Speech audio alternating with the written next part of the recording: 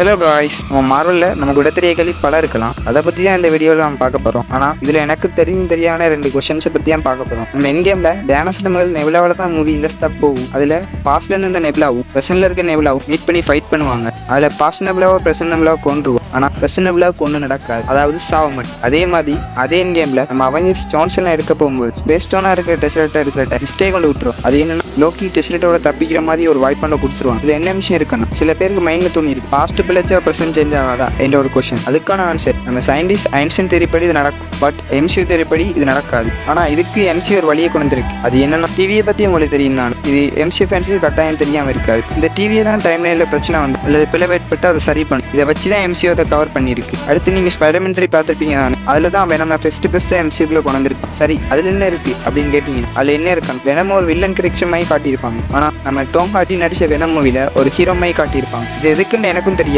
இதுக்கான ரீசன் உங்க சில பேருக்கு தெரிஞ்சிருக்கலாம். அப்படி தெரிஞ்சாக்க கமல் சொல்லிட்டு போங்க, நானும் தெரிஞ்சுக்கொள். அதோட ஸ்பைடர்மேன் பிராண்ட் நியூ டே மூவில வெனம் வரும்னு எனக்கு சில தகவல் கிடைச்சி, எத்தனையோ உண்மைன்னு எனக்கு தெரியாது. இந்த மூவி வந்தால் நமக்கு சில ஆன்சர் கிடைக்கும். இந்த வீடியோ உங்களுக்கு பிடிச்சிருந்தா மறக்காம லைக் அண்ட் சப்ஸ்கிரைப் பண்ணி